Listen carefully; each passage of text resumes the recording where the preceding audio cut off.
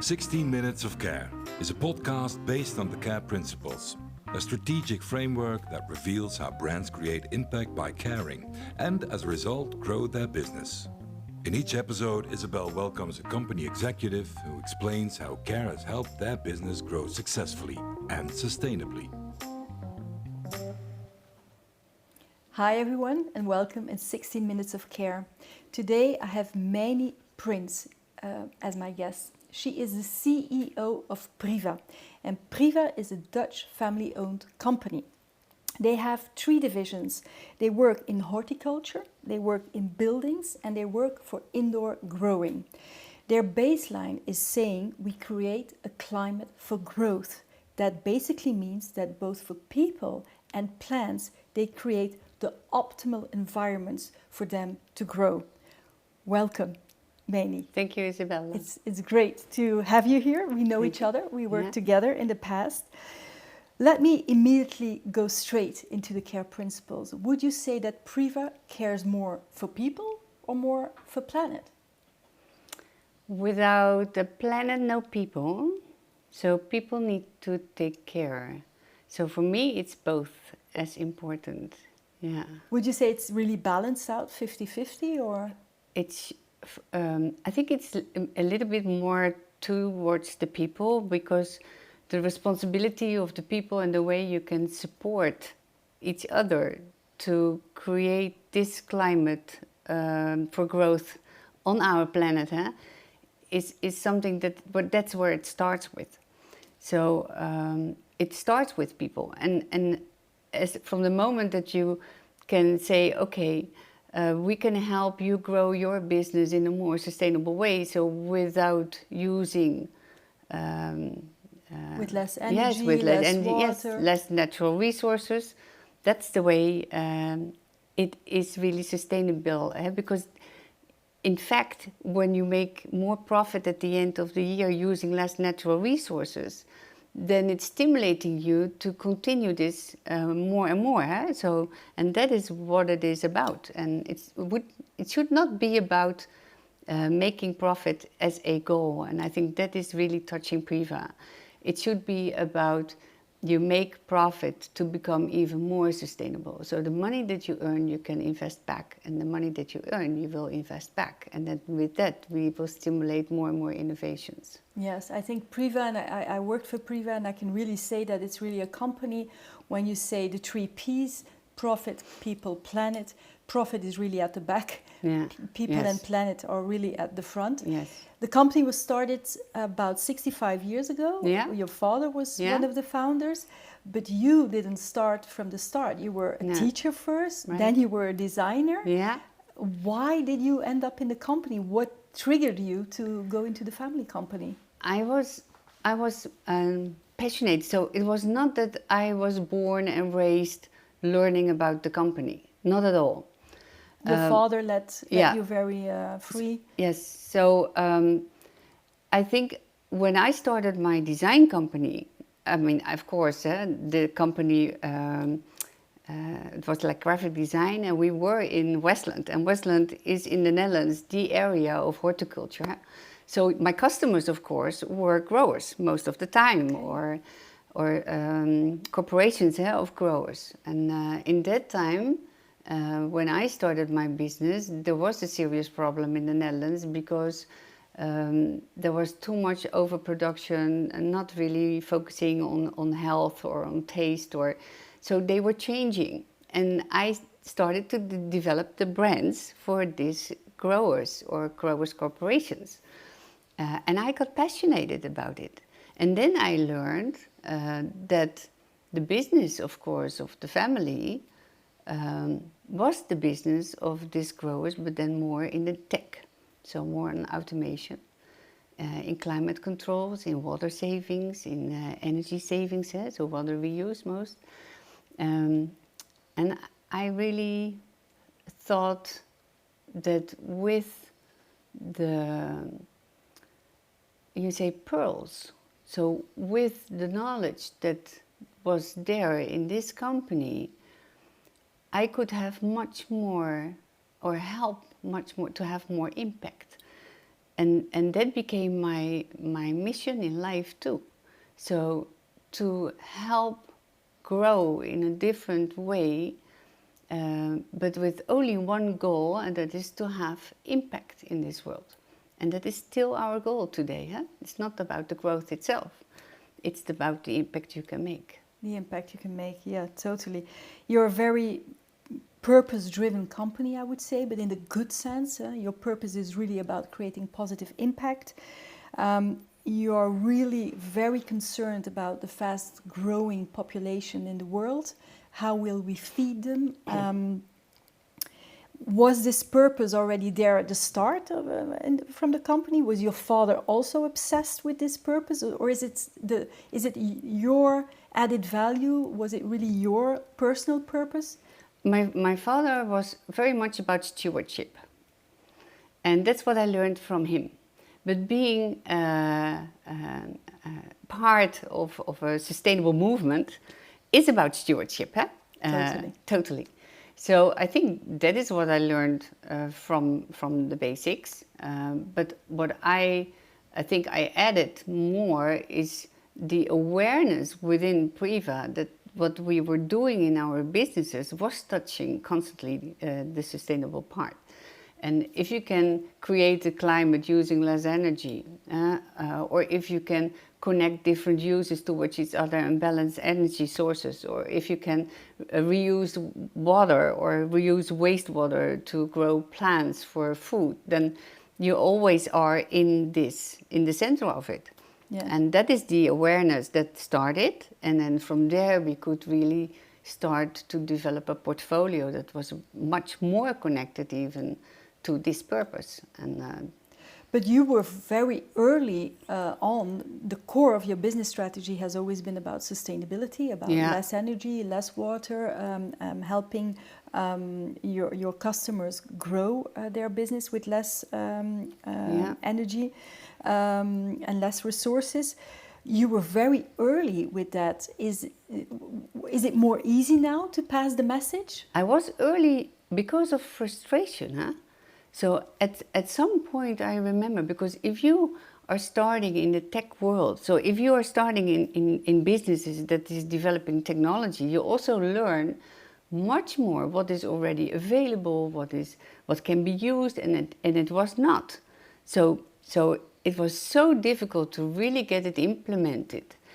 And then you discover too that it is even more difficult because mostly governments are not really supportive in making a change or transition, huh? Because the subsidizing world, for example, there's still, everyone knows, it's more and more clear now. I already learned that about 15 years ago, that subsidizing the fossil fuel industry or subsidizing the agricultural world is disastrous for making a transition in becoming more sustainable. So it was much more from out of frustration, I think, that I thought by myself, yeah, but we have to influence policymakers, we have to have the references to show other entrepreneurs that it is possible, and then still it's a long way to go. And you said that if you talk about the amount of people, that's a nice example, the amount of people that need to be fed. We have more food today. So we can already feed today about 12 billion people. So the amount of food available is enough for 12 billion people. So it's not that it's not there. We have the food. It is the waste. It is the food dumping. It is the fact that we tend to look much more in food supply chains to what is delivering calories to people instead of nutrients. So it's the way we eat. And subsidizing this, so that that's not helping. So we need to do it as entrepreneurs and people ourselves. That was my conclusion at the end. Yeah. And we need a real system change, yes. Systematic change. We don't just have to make it a bit less or a bit better, we really have to rethink things. That's what you are saying. We have to look at subsidies in a different way. We have to talk to governments in a different way and let them support things differently. All of that today is not really happening on a big scale. What are the biggest challenges for you today? Well, of course, the crisis now. And we are stumbling from crisis to crisis. Huh? So what used to be in the beginning when I started to work, you thought, okay, once in the 5-7 years, you know, and now you have like 7 in 1 year. That is how it feels. So I think that is very challenging.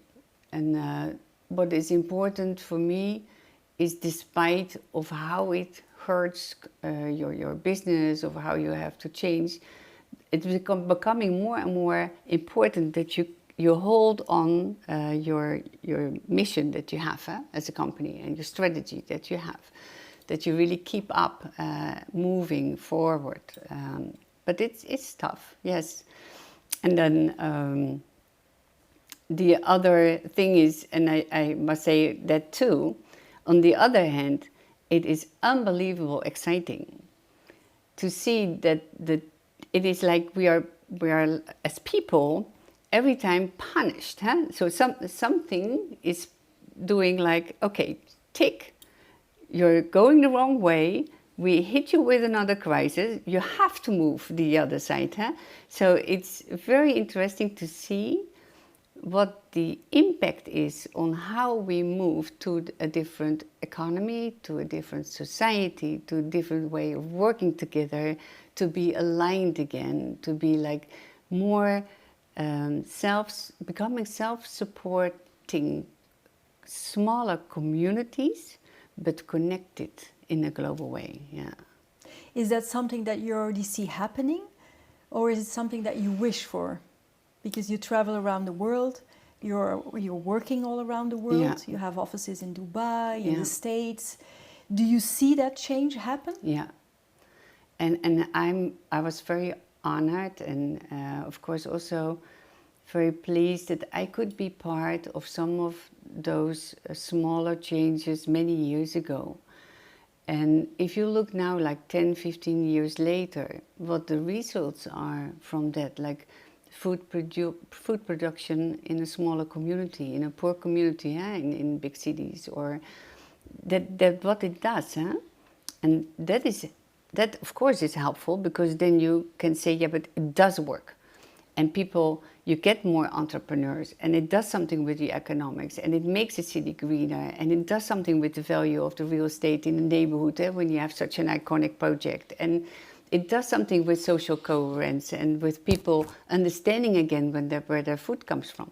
So that is really nice. So I'm preaching about these food producing cities, and it's happening today, because Dubai is worried, and Singapore has a new mission, and Singapore wants to become for 30% self-supporting on food production before 2030. Wow, that that's is really fast. Unbelievable, ambitious. And we need to, because climate change combined with the way we do food production today, monoculture, far away, large scale, using a lot of chemicals, then transportation way. This is not the way we can continue. That's the old system, let's say. That's the old system, and it's already known that will cause hunger within 20 years. So we are facing only 20 years, and we need to change. So it needs to go back to where people live. And so for you, the solution is to bring food production way closer to cities, even in cities, but to produce it in a different way. Like, for instance, in the vertical farms. Yeah, it is always about the entrepreneur. So that's where it starts. Because the entrepreneur, it is his business case, it is his market, they are his customers, where he's producing for. So it is his ambition that he works from out of his business.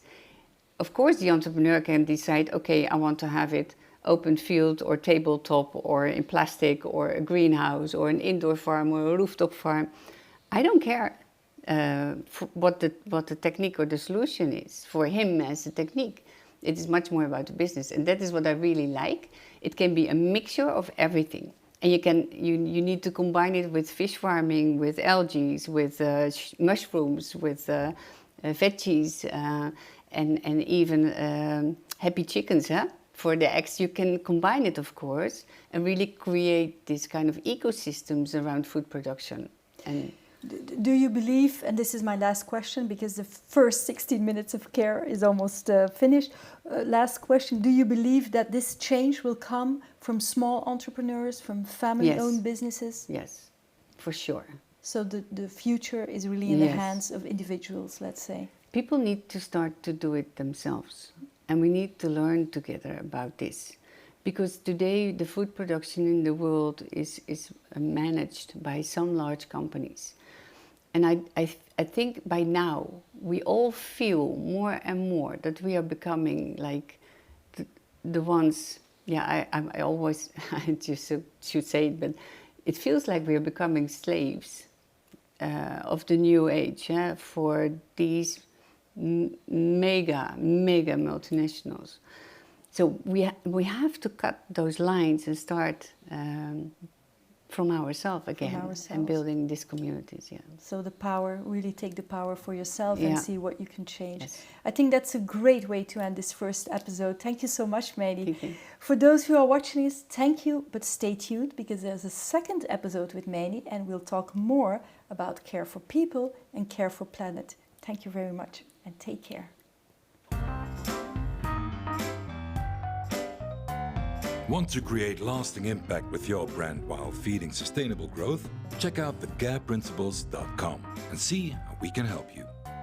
16 Minutes of Care is an independent production from Isabel Verstraeten, brand strategist, founder of The Care Principles, and author of the book, Does Your Brand Care? Help us reach more companies who are looking for caring and sustainable growth by giving this podcast all the stars it deserves and by sharing it in your network. Thank you and take care.